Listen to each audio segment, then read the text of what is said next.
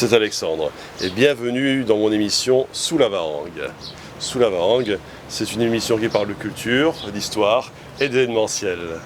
Alors aujourd'hui, nous allons au Salon de la culture et de l'identité réunionnaise à la Nordève à Saint-Denis.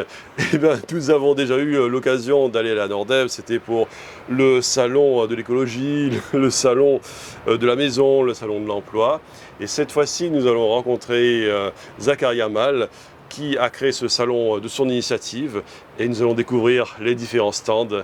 Et si vous n'avez pas eu l'occasion d'y aller au Salon de la culture et de l'identité réunionnaise, eh bien suivez-moi, et c'est tout de suite Sous la Varangue.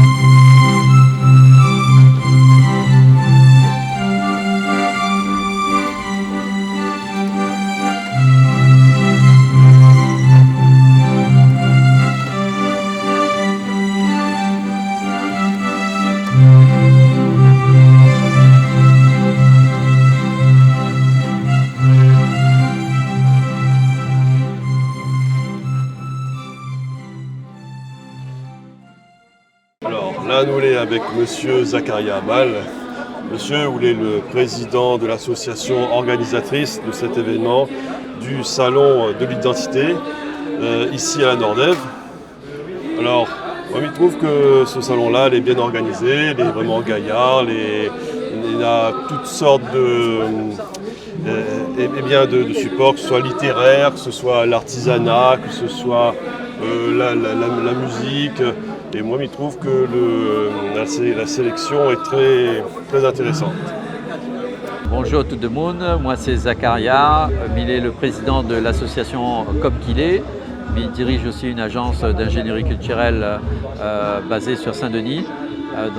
Il est l'organisateur du Salon de la culture et de l'identité réunionnaise, fondateur aussi du magazine Zarboutan. Et aussi du cocktail fond de cœur, donc une soirée de poésie en langue créole organisée chaque année depuis 5 ans maintenant.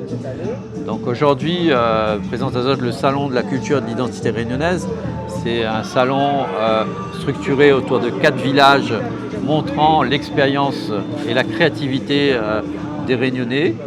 Et l'objectif étant véritablement d'une part la transmission d'un côté pour les jeunes qui vont arriver derrière, les générations futures, pour apprendre un peu mieux leur histoire, leur patrimoine, leur culture, mais aussi un volet économique comme on l'a dit tout à l'heure. Donc il est content de présenter ça.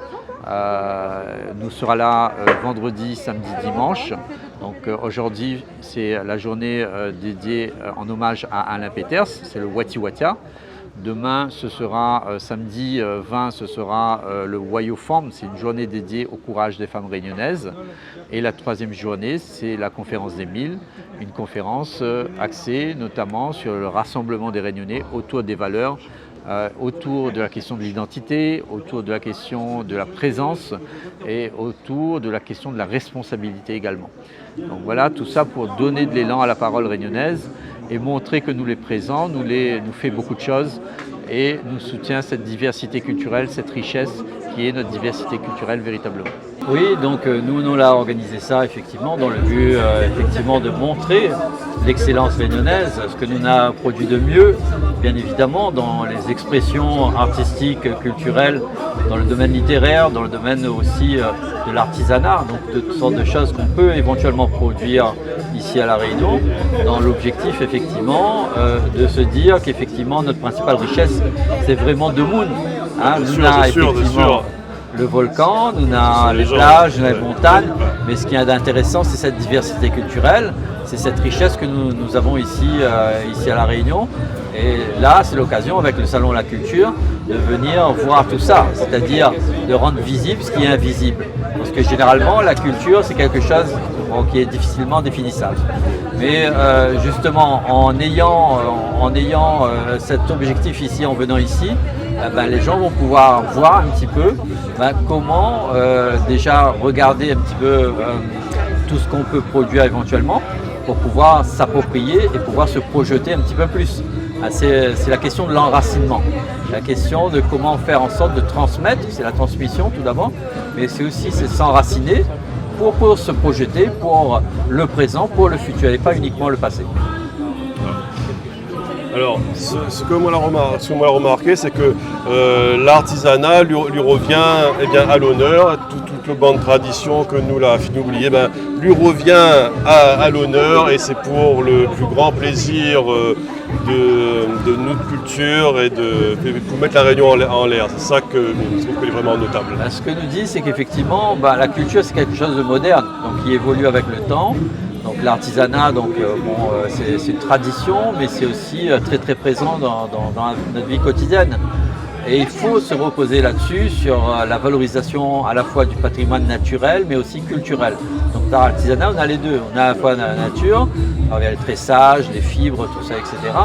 Et aussi la culture, tout ce qui s'est transmis notamment, et que nous retrouvons éventuellement. Donc il ne fait pas partie du passé seulement, il fait bien partie du présent, et aussi s'appuyer là-dessus pour créer justement le monde de demain avec justement le respect de nos traditions et de notre culture. D'accord.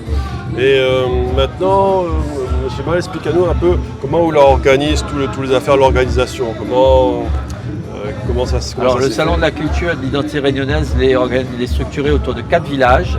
Il y a le village du livre, on va retrouver un certain nombre d'éditeurs. Il y a pratiquement tous les éditeurs qui sont présents, à la fois l'UDIR, l'Office La Langue, Soria Édition, la Réunion des Livres, l'Éclipse du Temps, tout ça. C'est un nombre d'éditeurs qui sont présents et ceux qui construisent aussi des outils pédagogiques, notamment pour les enfants. Tout ça, ils sont présents à travers ce village du livre. Il y a aussi, comme je l'ai dit tout à l'heure, le village des artisans. Donc on va retrouver un certain nombre d'artisans, notamment autour de la construction, autour du bois, tout ce qu'on peut retrouver en matière du tressage, tout ça, etc. Il y a aussi un village des nouvelles technologies bien-être et tourisme, pour dire qu'il y a aussi ce lien entre la culture et le tourisme. Le tourisme se base beaucoup aussi sur la culture. Et on a enfin un village des artistes. Donc on peut rencontrer effectivement ces artistes, notamment qui exposent à travers les instruments de musique, tout ça, etc. Il y a des expositions, il y a aussi un podium central où justement ces artistes vont se produire. Quand on dit artistes, il n'y a pas que les musiciens, il n'y a pas que les chanteurs, il y a aussi des humoristes, il y a aussi des conférenciers, il y a aussi des gens qui font de la généalogie, il y a aussi des gens qui font de la poésie.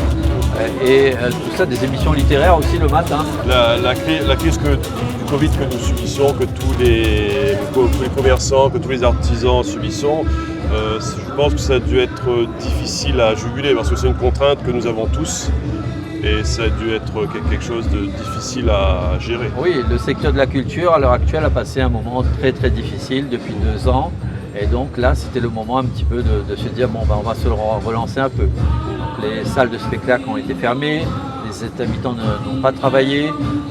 Nous-mêmes, le secteur était vraiment dans une morosité quand même assez importante. Et donc, on s'est dit, à certains moments, il faut essayer de mettre tout ça derrière nous aujourd'hui et de se relancer. Donc là aussi, il y a ce volet économique que nous soutenons, c'est la structuration de l'économie de la culture, pour effectivement qu'on soit organisé pour les années qui vont arriver. J'espère que tout cela est derrière nous maintenant. Et là, évidemment, aujourd'hui, avec tous les commerçants, les artisans, les chefs d'entreprise que vous pouvez trouver sur le salon, se dire que ensemble, on va essayer de relancer un petit peu cette économie-là et de faire en sorte de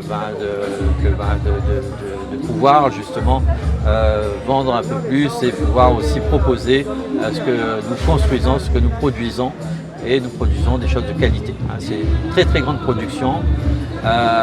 On ne le voit pas suffisamment. C'est comment montrer, comment rendre visible un petit peu tout ça. Donc là, c'est l'occasion aujourd'hui. Mais après, bon, dans les mois qui arrivent, effectivement, pouvoir se retrouver aussi. Donc les fêtes de fin d'année arrivent, pouvoir aussi montrer ce que nous faisons sur la fin d'année. Et puis l'année prochaine aussi, pouvoir aussi démarrer l'année 2022 d'un bon pied. D'accord, très bien. Je vous remercie, monsieur. Nous venons d'avoir une petite idée, grâce à l'interview de Zakaria Mal, des différents stands. Et la prochaine fois, au prochain numéro, nous allons rencontrer les différents intervenants. Et ça sera pour un prochain numéro de Sous la Varang. À très bientôt.